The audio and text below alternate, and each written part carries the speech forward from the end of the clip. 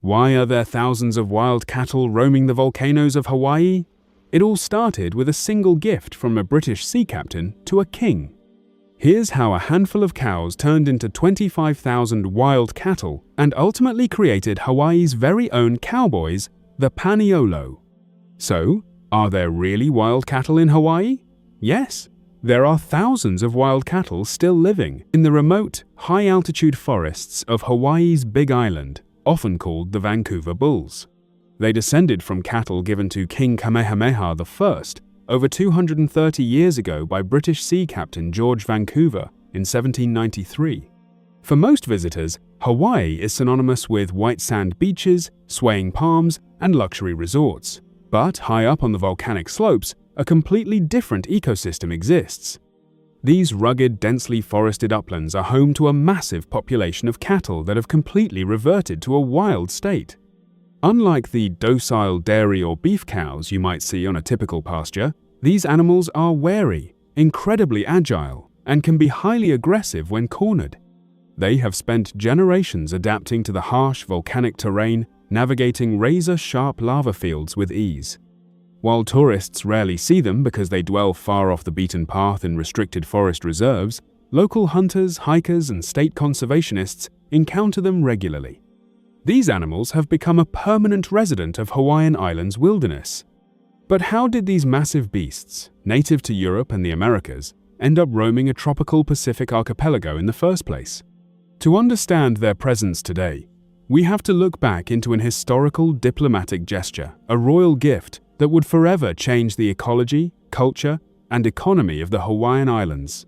Then, how did cattle first arrive in Hawaii? British explorer Captain George Vancouver first gave King Kamehameha I a small herd of 1 bull and 6 cows on the 22nd of February 1793.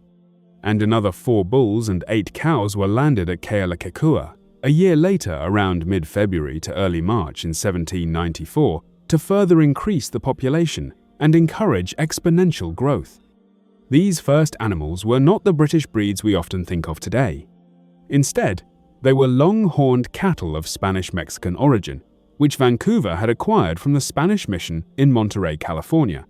Having endured a long, grueling sea voyage across the Pacific, the poor animals were barely alive and exhausted by the time they touched dry land.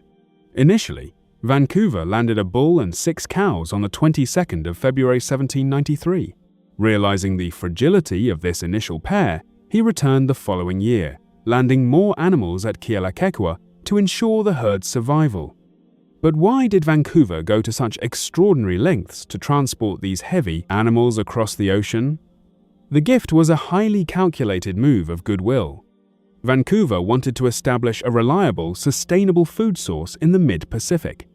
He envisioned that future British vessels, traveling these trade routes, could stop in Hawaii to restock their larders with fresh beef and tallow.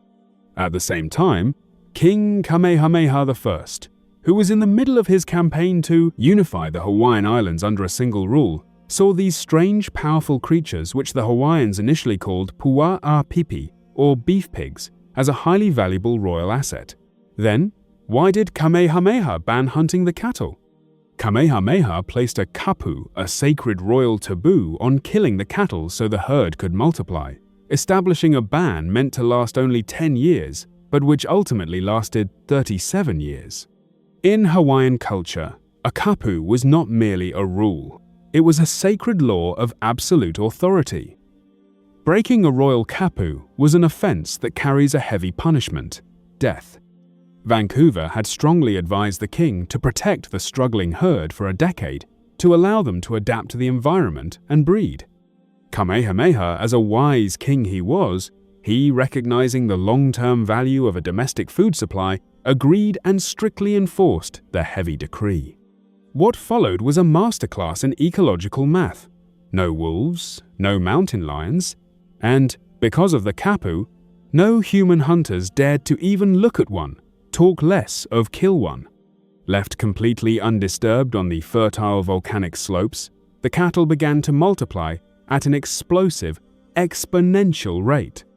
Because the kapu was kept in place long after Kamehameha's death in 1819, The herd was allowed to grow unchecked for nearly 4 decades. By the time the taboo was finally lifted in 1830, 37 years later by King Kamehameha I, after the wild herds had grown to dangerous numbers and begun destroying local crops and villages. So, how many wild cattle were in Hawaii by the 1800s? By 1846, an estimated 25,000 wild cattle roamed Hawaii's forests, with another 10,000 semi-domesticated animals living alongside humans.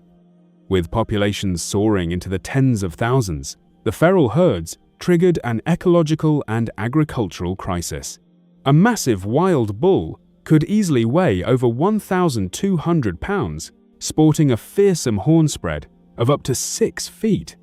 These massive, aggressive beasts began descending from the mountain forests into human settlements. They trampled delicate taro patches, ate the sweet potatoes, and literally chewed through the dry grass used for building traditional Hawaiian homes. Worse, they began attacking and sometimes killing people who crossed their paths. The situation grew so dire that early Hawaiians had to construct massive stone walls, like the famous Great Wall of Kuakini, simply to protect their towns and crops from these rampaging herds. Once a treasured royal gift, the wild cattle had officially become so highly destructive and dangerous. So the kingdom desperately needed a way to control them. So, how did wild cattle kill David Douglas, the famed namesake of the Douglas fir? In 1834, the Scottish botanist was found trampled to death in a wild cattle trap pit on Mauna Kea, a tragic death that is still debated today as either a terrible accident or a cold-blooded murder. At the time, the primary method for catching these dangerous wild animals was digging deep pits, camouflaged with branches and dirt, known as Bullock pits. When a heavy animal stepped on the trap, it fell through and became stuck. On the 12th of July 1834, the 35-year-old Douglas was hiking alone near the slopes of Mauna Kea. Later that day, local searchers discovered his mangled body at the bottom of one of these pits. Trapped inside the pit with him was a massive, enraged wild bull, which had trampled and gored the scientist to death. While the bull was officially blamed, rumors of foul play quickly spread across the islands. Just hours before his death, Douglas had eaten breakfast at the cabin of Edward Ned Gurney, a former Botany Bay convict from Australia turned professional bullock hunter. Douglas was known to carry a significant amount of gold coin to fund his travels, yet no money was found on his body. Although Gurney was investigated, nothing could be proven. To this day, the site of his death is known as Kaluakauka, or the Doctor's Pit, leaving us with one of Hawaii's most enduring historical mysteries. So, how did wild cattle create Hawaii's cowboys? The Paniolo. In 1832, King Kamehameha I brought Mexican-Spanish Vaqueros to Hawaii to teach Hawaiians how to manage the wild herds, establishing a cowboy culture more than a decade before cowboys ever existed on the American mainland. By the early 1830s, the wild herds were entirely out of hand, and the king realized that simply shooting them with muskets wasn't efficient. He sent a high chief to Alta California to hire expert horsemen who could handle wild livestock. 3 Vaqueros legend, their names were Kossuth, Ramon, and Don Luzada, arrived on the Big Island with their horses, saddles, and lassos. They immediately set to work training native Hawaiians in the art of horsemanship, roping, and leatherworking. The fusion of cultures was seamless. Because the native Hawaiian language does not have an S sound, the locals struggled to pronounce the word Español, the Spanish language spoken by the Vaqueros. Instead, they adapted the word into Paniolo, which became the permanent name for Hawaii's unique breed of cowboy. These Paniolos didn't just copy Spanish style, they evolved it, designing distinct saddles, braiding ropes from local fibers, and eventually establishing legendary operations like Parker Ranch, which grew to become one of the largest privately owned ranches in the United States.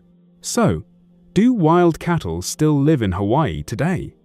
Yes, thousands of feral cattle still roam the high-altitude forests of the Big Island, and the state runs highly controlled hunts to manage their ongoing ecological impact. Today, these animals are classified as an invasive species by the Department of Land and Natural Resources. Left unchecked, they cause devastating damage to Hawaii's fragile watershed ecosystems. They strip the bark off native koa and ohia trees, stomp out sensitive undergrowth, and accelerate the erosion of precious volcanic topsoil. To combat this, state wildlife divisions run targeted eradication programs, alongside highly sought-after public lottery hunts, allowing local hunters access to restricted forest reserves to help manage the population. But hunting them is incredibly difficult. Over more than 2 centuries, these animals have evolved to be smaller, leaner, and infinitely warier than domestic cattle.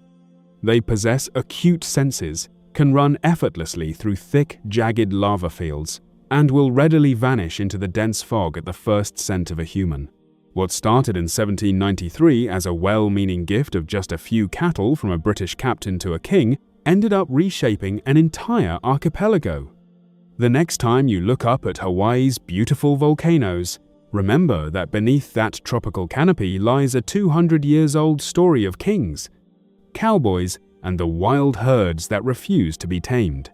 Thanks for watching, and we'll see you in the next video.